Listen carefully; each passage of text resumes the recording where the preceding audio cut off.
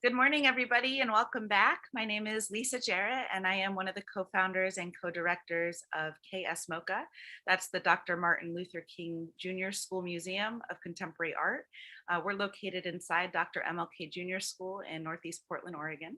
I'm joined today by my colleague, co-founder and co-director, Harrell Fletcher, who also directs the Art and Social Practice MFA program at Portland State University, and Amanda Lee Evans, who is one of our primary collaborators. This project is a partnership between Portland State University School of Art and Design and Dr. MLK Jr School. And for our remote 2021 Artist in Residency and Lecture Series, we're delighted to welcome Paula Wilson back today. I have Mo here with us, who's going to be introducing Paula in just a moment. But before we do that, I want to make sure to welcome and thank our other Dr. MLK Jr School students who are joining us on our YouTube live channel. And please feel free to add questions there. We'll make sure that we get them to Paula for answers at the end of the conversation. And I also want to give a big shout out and thanks to Jill Sage, school principal, Paige Thomas, Nancy Rios, and Michelle Peak, all of whom help us bring this together and share this wonderful presentation with you all each week. So thanks so much for being here. And I'm going to turn it over to Mo, and then we will hear again from the fabulous Paula Wilson. Mo. Hi, I'm Mo. I go to Dr. Martin Luther King Jr School. I also am the head photographer for KSMoCA. Today I'm introducing the artist Paula Wilson, who lives in Carrizozo, New Mexico. Paula is a Black biracial woman who was born in Chicago. She likes to layer many ways of making art so that people can see it from a lot of perspectives.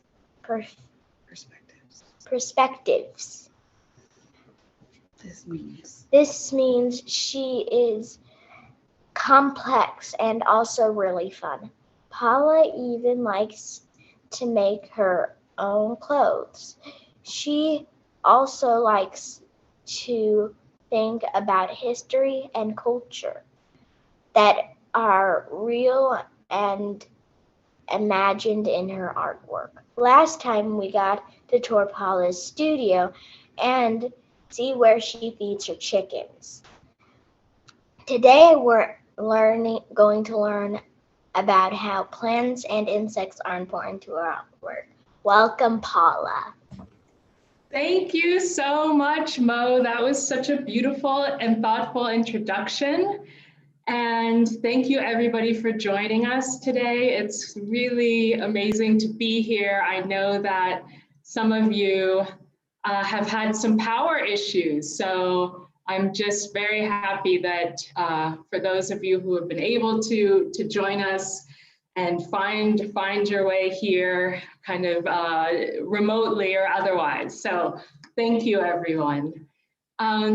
So I imagine that a lot of you tuning in right now are hailing from Portland, Oregon, or maybe you're somewhere else in the world or in the country. Well, I'm in Carrizozo, New Mexico, as Mo was telling you.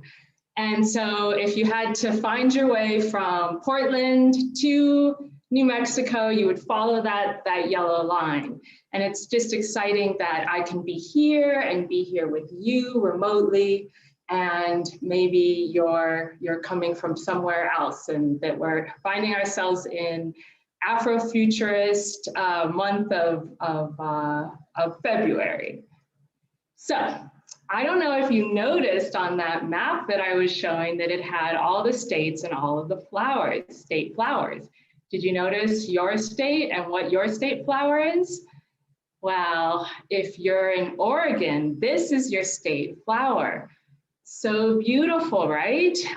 This flower blooms in June, and maybe this picture will help you identify what the flower is. It's the Oregon grape, pictured here on this stamp with this bird, the western meadowlark. And I'm curious if any of you have seen this flower or in its grape stage. And if you have, even though I'm not there to hear you, I want to hear you say it out loud. Say, yes, I've seen that flower. And maybe You've also seen your state insect, if you're in Oregon, which is the swallowtail butterfly. This butterfly is so beautiful. And I love its colors and the way that those black lines that sort of accentuate its skeletal structure. So I wonder, have you ever seen this butterfly? What? I can't hear you. Come on, let me hear you. Say it out loud. Say it proud. So here in New Mexico, I want to tell you about our state insect, the incredible tarantula hawk wasp. Okay, watch out, folks. This moth has a huge stinger. And this moth, I mean, not moth, wasp, is very plentiful. There are lots of these wasps around where I live in New Mexico, but I've never been stung by one. It's very rare for them to sting you. The main thing that they want to sting are tarantulas. Can you believe it? This wasp stings tarantulas. Here, let me show you this video. This guy has run into his worst nightmare. He's been stung by a tarantula hawk. This massive wasp delivers the second most painful sting in the world, at least by human standards. The tarantula is paralyzed in minutes. She'll drag him away, lay an egg on him, and use him as live baby food. Yikes.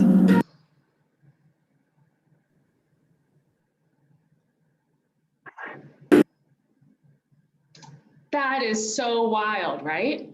Now, one of the things that excites me about sharing the New Mexico state insect with you is that it was chosen by elementary school students. The school in Edgewood, New Mexico, got to look at all the insects that are in the state, and they chose the tarantula hawk wasp as the New Mexico insect.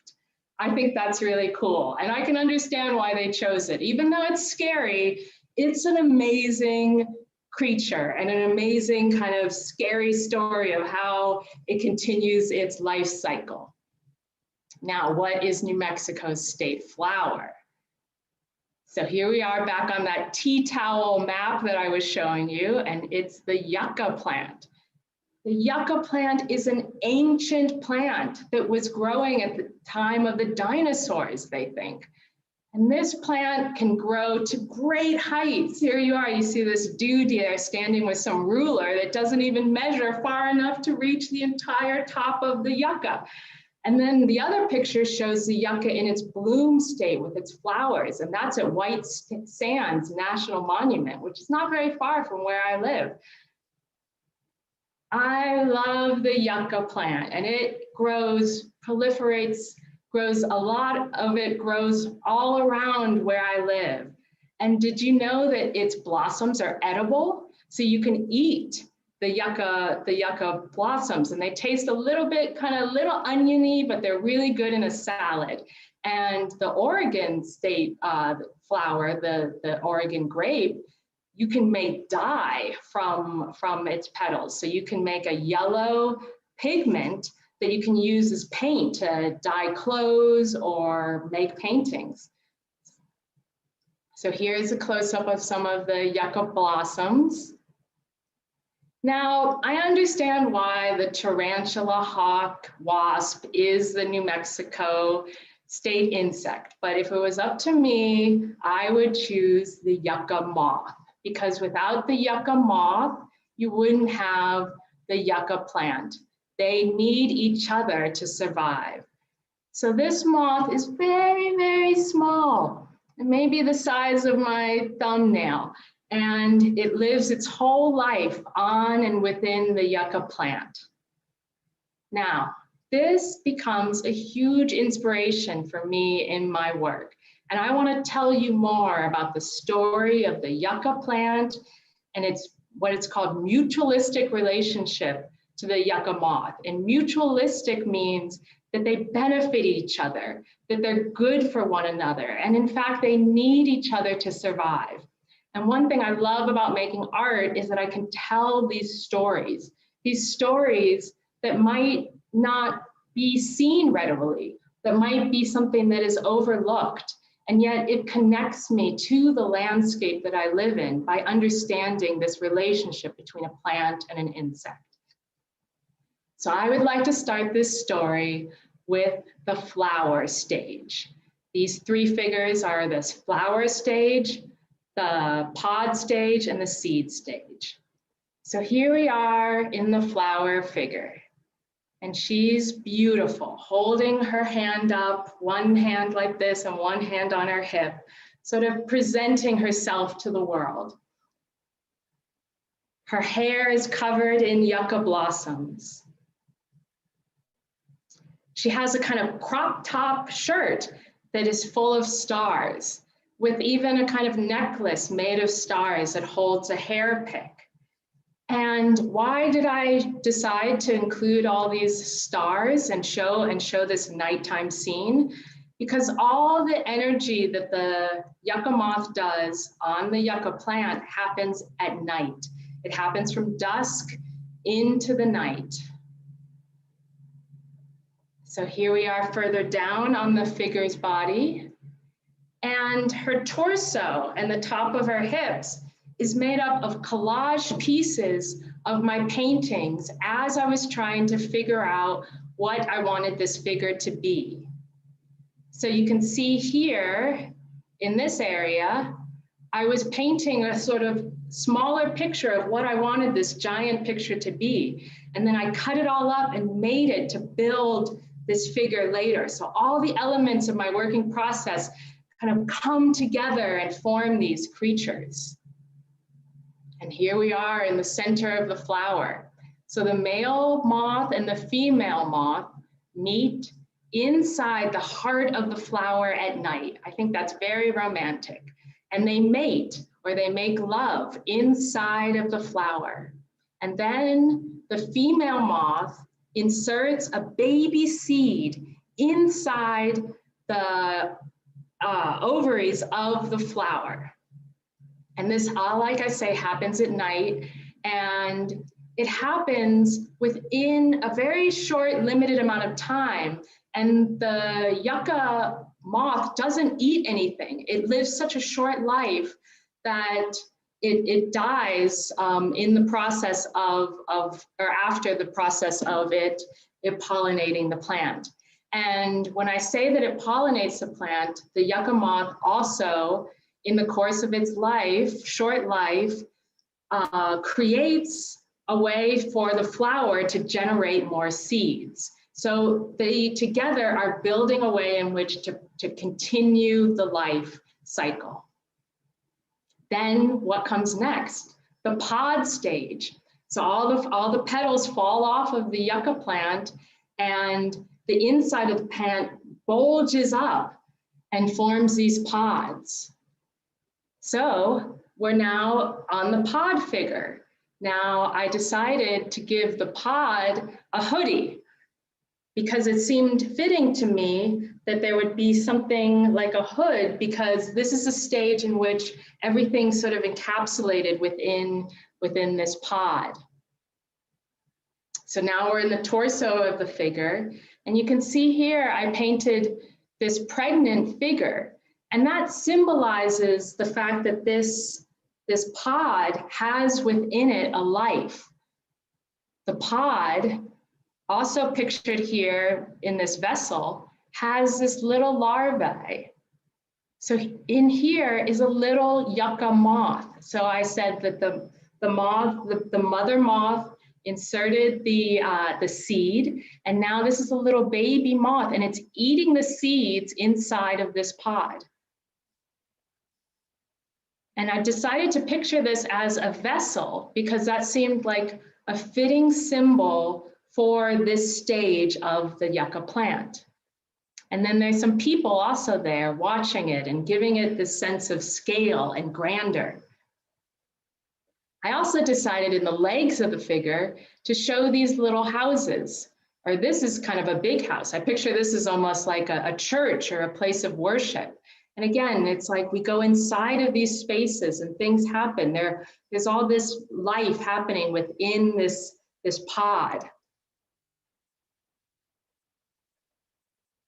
Then the next stage is the seed stage. And right now in the winter, outside of my house is lots of yuccas in this stage. And they have little seeds in there. So the pod hardens and then it cracks open.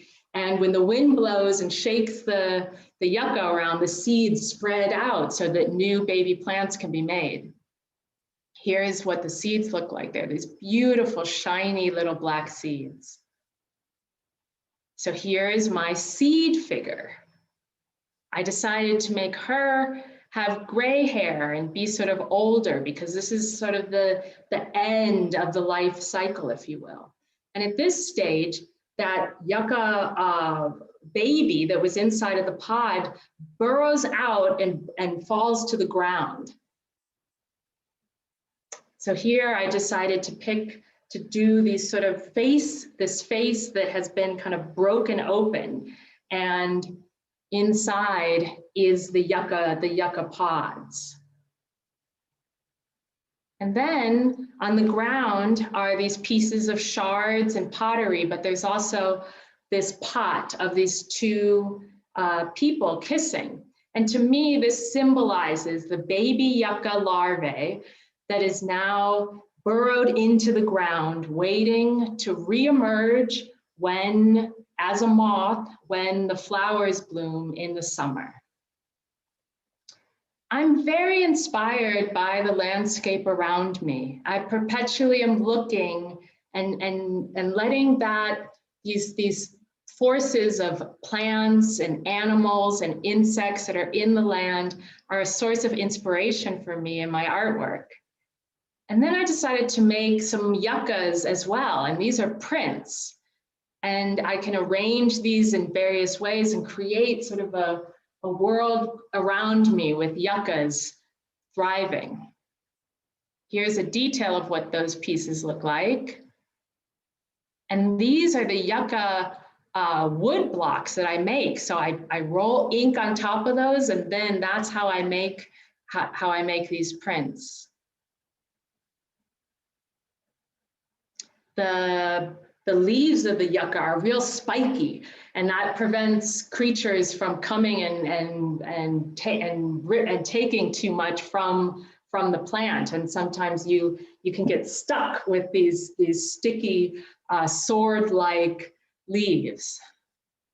And then here is a yucca moth that I made with my husband, Mike Lag, who is a woodworker. And here is that moth installed in an exhibition space. The thing that's exciting about it is that it has a motor and it flaps its wings. So it's like a sculpture and a mobile. So here's another detail of it. This is what the wings look like.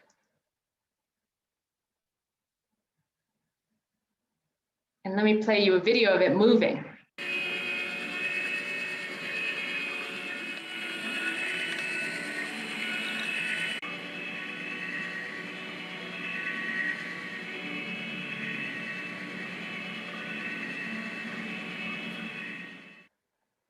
I love it when things come to life.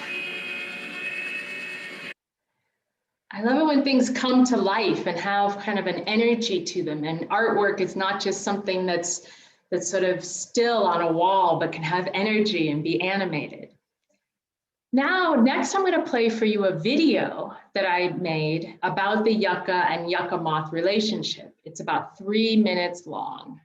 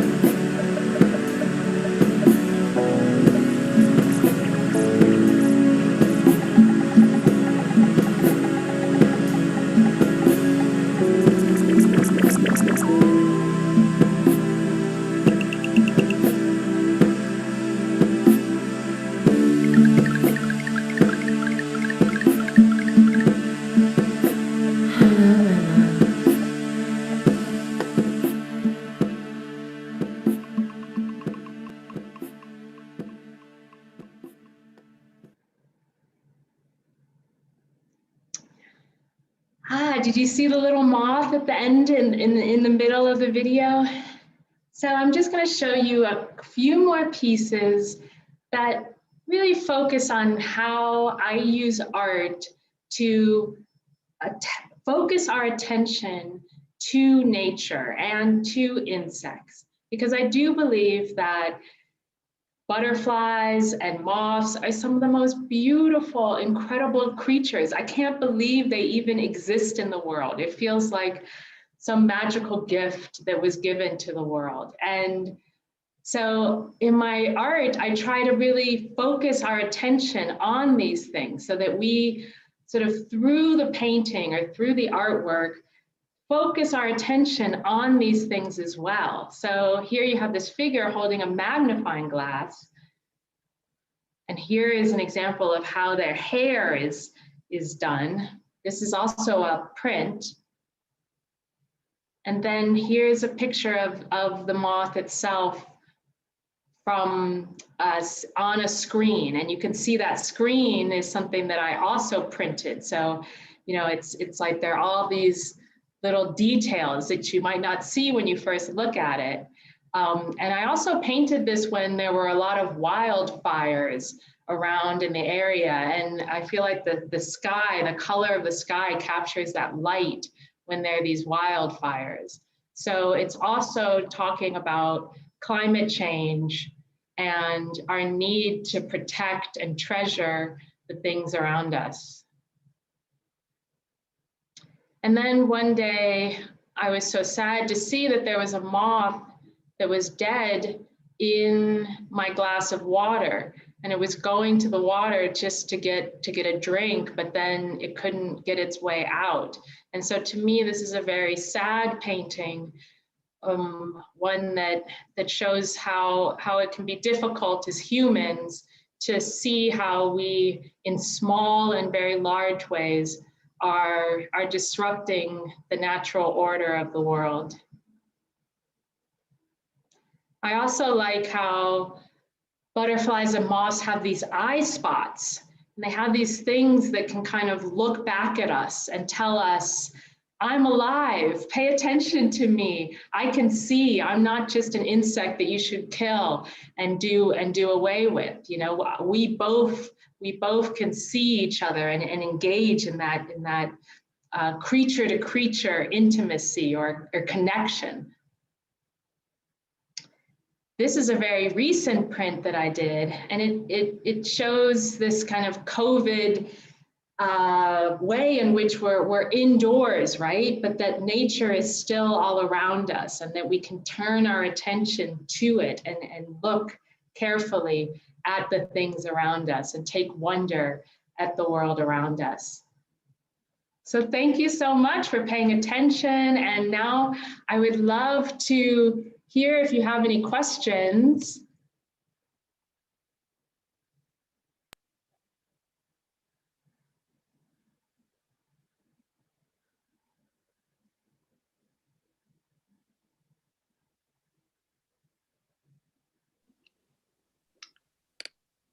Hey, Paula, thank you so much. How's my volume? It's sounding a little, is it okay? I can't hear anybody else. It's good for me. Good for you. Okay, thank you so much. What a beautiful presentation. And I have a few questions for you that came in from the students. These are from Ms. Khan's second grade class. But before I ask you that question, Mo had a question earlier because he heard that you like to make your own clothes as part of your practice. And he was wondering what you're wearing today, including your sort of face paint. Did you make all of this? And can you tell us a little bit about that? Yeah, I wanted to paint my face like a butterfly for everybody, because I think that for me, I like art to exist everywhere in the world. And I think that it's really exciting if we can, you know, get out of our comfort zone and just allow us to be our most exuberant, sort of carnival-esque sense, and it's selves, and it's sort of, it's Mardi Gras time in New Orleans, and I love that tradition. So I just thought I'd do it up for you. And I wonder if anybody who's paying attention with us has had their face painted at like a fair, a county, you know, get together. And so yes, I did. I made my shirt. Let me show it to you. It's got 2 pigeons on it. And then this I kind of think of as a self-portrait, but it's also sort of this very large necklace. And then it's also a pick. So like a hair pick. And this was a print that I made for a work of art that was on paper, but then I took it and I made it on fabric and then printed it up. It's really a beautiful sort of symbiosis between your gallery-based work and what you choose to wear and how you move through the world. And I have a student from Ms. Khan's 2nd grade class, Cherish, wanted to know, how does it feel to be an artist? How does it feel?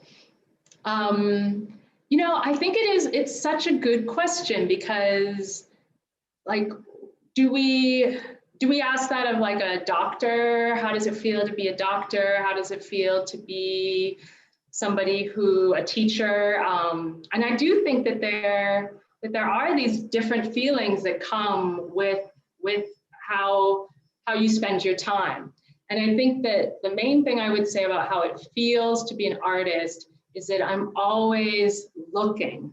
Like the way in which I feel like I look at the world is potentially a little bit different from other people, and that it's constantly a conversation where I'm inspired by what I see, what I turn my attention to sort of becomes me. And then through the art making process, it's like I become the things that I'm making. It's this like really exciting feeling. So when I was making these large figures and focusing on the Yucca plant and the Yucca Moth, it's like I felt as if I could embody the plant and the moth, you know. And in that video, you see that, you know, I kind of have these wings and stuff, and so I feel that being an artist means that you can continually transform yourself, and that is one thing I love about the feeling of being an artist.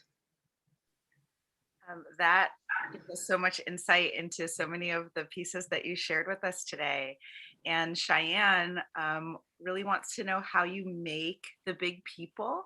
So you talked to us a lot about the imagery and the stories embedded in those people, but she's curious how you actually make them.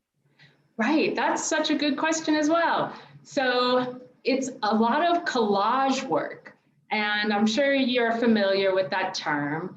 And my process of making is a lot of cutting. So I always have my scissors ready. Like I have this tool belt that my partner made for me, and it has a little place for scissors in it. So I can always take them out, and I cut things up all the time, and then I glue them together. So I just am excited by the process of being able to take things that are separate, you know, like maybe this magazine and this piece of paper, and then I can cut them up and combine them together, and all of a sudden it's like this new thing that didn't exist before, made up of these different pieces. Now, the part of the large problem, I think the question that you're asking about the large figures is that they're so big. Like, how do I make them in my studio? And I'm lucky to have a studio that has very high walls. But my studio still wasn't big enough for it. So I had to make them in pieces. And then using a computer, I kind of made sure that the proportions were right, so that like the legs weren't too big for the head. And then I piece them together. And then the other thing that's crazy is that I use this glue that is heat sensitive. So I iron them. So when I was installing that work in the gallery, I was standing up there on this giant ladder with an iron, and an extension cord going all the way down to the plug and ironing the wall and ironing these pieces on. And then after the exhibition is done, I peel them off. Wow, it's amazing how much we don't know about how something comes together. I really appreciate these questions from the students that really get to that. There's another question here that you addressed certainly in your talk, but maybe you could respond to it again in a different way. And Caesar wants to know what you're trying to make in your art. And I think that's a question that's about, what do you hope will happen with the work that you make? Yeah, wow, Caesar, this I think that's one of those questions that really gets at the heart of the artistic process, right? Like, what are we trying to do? And I think that for me, I'm trying to make things that come alive. That is my ultimate goal, so that it's not just something that that you can look at and sort of see and know that it's an artwork, but that there's a part of it that feels as if it actually has a life force of its own, or like a kind of energy that you can feel or that you can sense, like that it's actually maybe has what we call as consciousness, which means like a sense that it is alive, like that it knows itself. And so that, even if it's kind of impossible to make fabric and paint and glue, truly come to life as maybe Frankenstein did, or that is what I'm trying to make, something that feels alive. Okay, so this is a follow-up question to that. And Ms. Thomas, who works with Ms. Khan, was curious about how you make your own museum. And I think that she's asking about your organization, Momazozo. And I'm wondering if you could share a little bit about that project with us. Great. So as Mo was saying, I live in Carrizozo. And my partner and I, Mike, started Momazozo, which is like the Museum of Modern Art Carrizozo, or actually when we first started it, it was a mobile museum. So the museum was on a trailer that we would pull behind our car. And so it was the Mobile Museum of Art Carrizozo as well. And what we wanted to do when we started the museum was just to have a clear way in which we could bring art into our community, into our small town. And Momazozo is open from 12 to 1 on Fridays. So as people know, you normally expect like, what days is the Portland Museum of Art open? Oh, they're closed Friday. Closed Monday usually. That's too bad. Well, Momazozo, you got just a very short window of time that you can come, Fridays between 12 and 1. Now we do that amount of time because that's what we can handle. It's just Mike and I running this whole museum. So, but every Friday you can count on it, rain or shine, except for Black Friday, we're closed. Just, in mourning for our over consumeristic culture. But, and every Momazozo, we just have some kind of art activity or some kind of happening, and people know that they can come. And we also have a glass recycling pit, which is also a game that we play. And so people can bring their glass to be, it's not actually recycling because we don't recycle it. We're sort of repurposing it or turning it into artwork. And I feel like that maybe answered the question, but I think that when we decided to make a museum, we just decided. And actually in Portland, there's KSMoCA or P, right? Like there's an art organ. Yeah. So I think that anybody can have a museum. You just have to say that you are and maybe have some open hours, and there you go. You have your museum. Yeah, thank you. The project in Portland that you're talking about, it's called PMOMA. And that is a project by one of our good friends, Libby Werble, who really kind of has been thinking about similar similar things to what you described with Momozozo. So thank you so much. Yeah, and I just want to follow up because there's Bean Gildorf. Do you know that artist? Yeah, they she was living in San Francisco and created a museum in her living room or her apartment, and she had a Whitney Biennial, which was people with the first or last name Whitney, rather than the Whitney Biennial in New York. Speaking of last names, Cheyenne from Ms. Khan's second grade class asks, are you in the Wilson family? My mom's last name is also Wilson. Yeah, I wonder if we're related. Maybe we'll have to check our genealogy. My father got his genealogy recently, and it was pretty fascinating to see. I don't remember when the Wilson name came in, but there's a lot of Wilsons, and it's kind of fun to think that we're all a part of the same tribe. That's really lovely, and it makes a lot of sense in the context of this next question. This question is for Maya, who is a PSU undergraduate student. And Maya is curious, do you feel like you identify with the Yucca Moth? And if so, in what ways? So it's really a question, I think, about relationships in another way. Yeah, I do. I guess I relate especially to the relationship between the plant and the moth. So the fact that it's, like I said, this mutualistic relationship, I think I was really looking for relationships in the world that I could model myself after, and I think that there's a lot of discord and strife and angry relationships that get highlighted in the news and in our politics.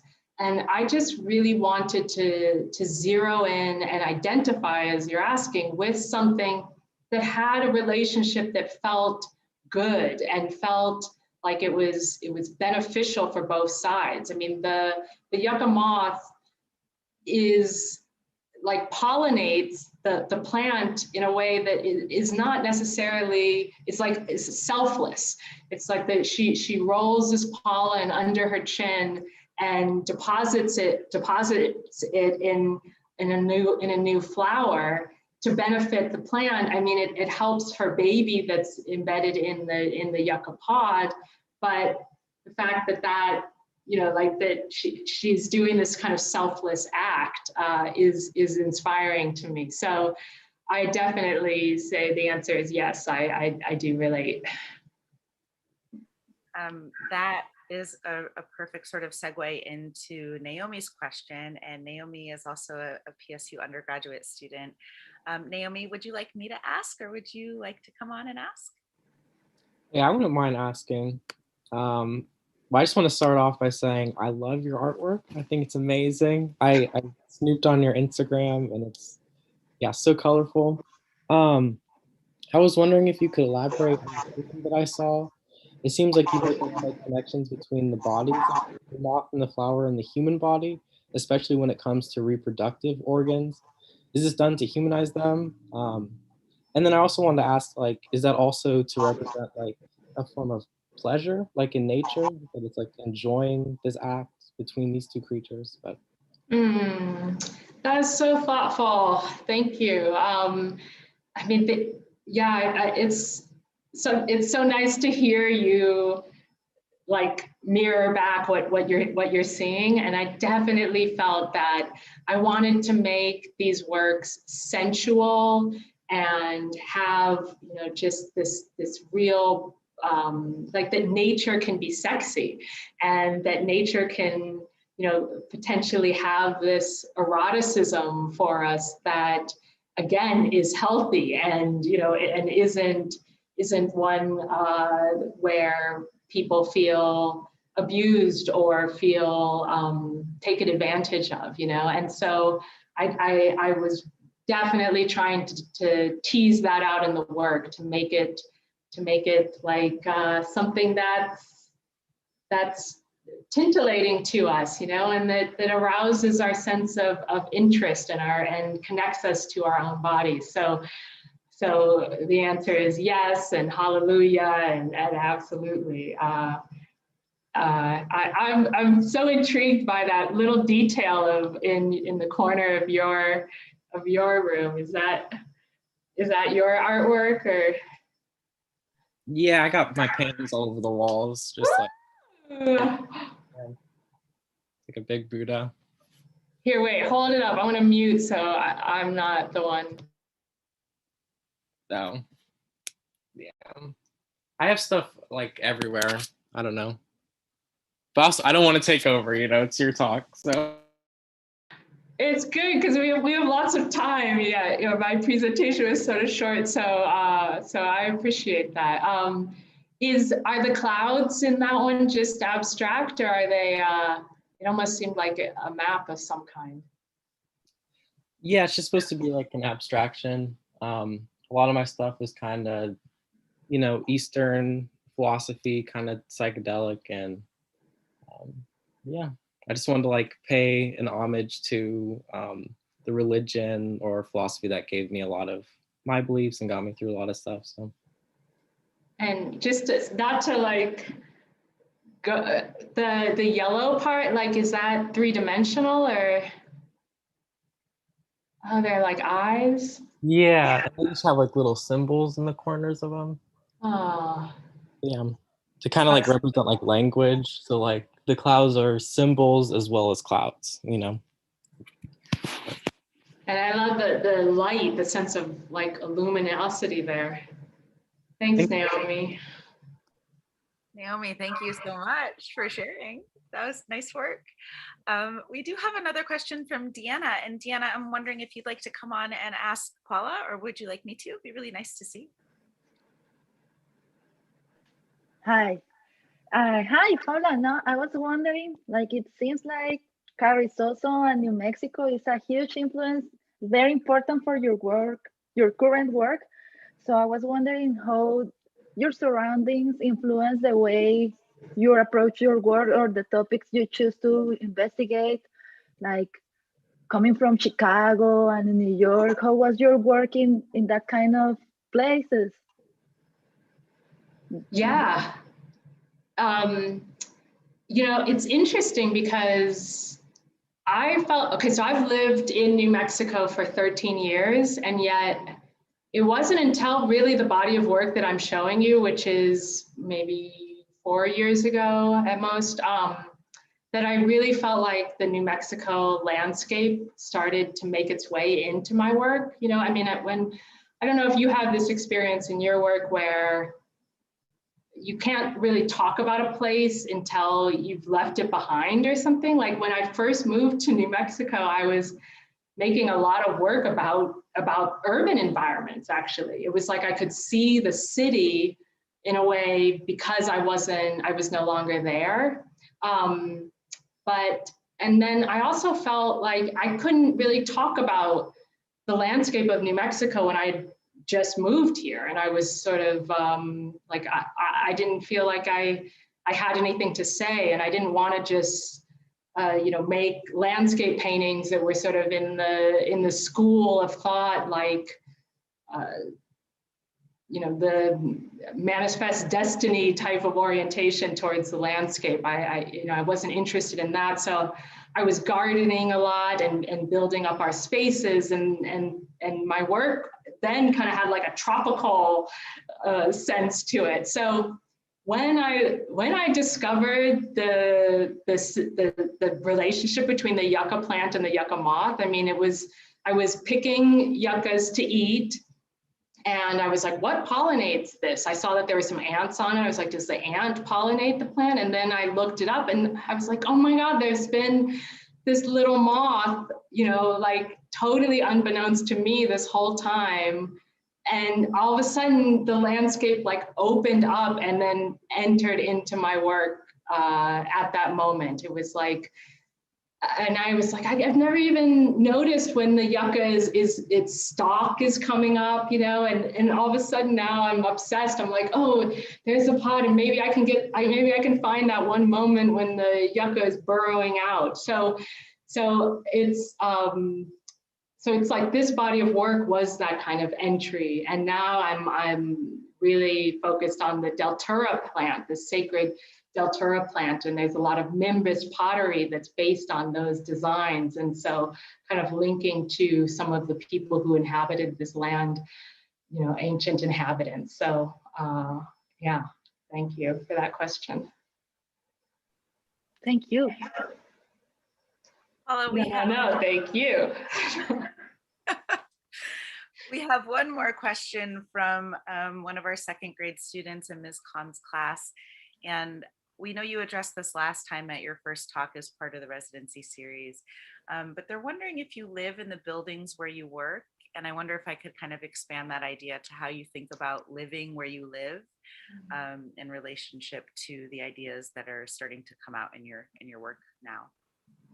So we have a house that we live in, and then we walk across the tracks to our studio space. So we don't live there, but we did Mike built a kind of loft space up there. So we sometimes sleep overnight there. You know, I think that my sense of place and home is really shifted in the pandemic. As I think it has for all of us. And I have been excited by the opportunity to open our spaces virtually and give tours like we did, like my first artist lecture as a part of the KSMoCA, and thinking about home as a place like that, where other people, that home is not just for me and Mike, but as a place that can be like a kind of collective sense of home, and one that like the fact that you can join me now it's something I feel like it's you know, just a twinkling feeling, but something that I really want to tease out more in my work, especially, you know, virtually or working more with technology like augmented reality. I guess, does that answer the question, Lisa? Absolutely. I think that was a perfect answer. Thank you so much. And I think the second graders it'll really help them sort of figure out what you mean when you say you live and work in Carrizozo. And I think so many of us are excited to try to come visit you at some point when that's possible. But the augmented reality or ways of visiting and the ways that we sort of adjust how we think of home seem really, really present in your practice. And so I know this will be a little bit shorter for today, but maybe one closing question for you. How did you think about art when you were a young person? Has it been something you've always done? I'd say yes. I think that I feel like my mom knew that I was an artist more than that I did in some ways. Like I think she really encouraged me or saw the potential in me early on. You know, I have this one picture that I made when I was in kindergarten, and it's like a large figure basically. And I look at that and I'm like, dang, I wish I was as good now as I was then. So, and then I got into theater and acting and stuff, but that kind of fizzled out, especially because I was not so excited about having to rely on other people to make my art. I'm dyslexic, which means I have a really difficult time with spelling and reading and writing. I feel like I've overcome that in a lot of ways, and the computer has been really helpful to me.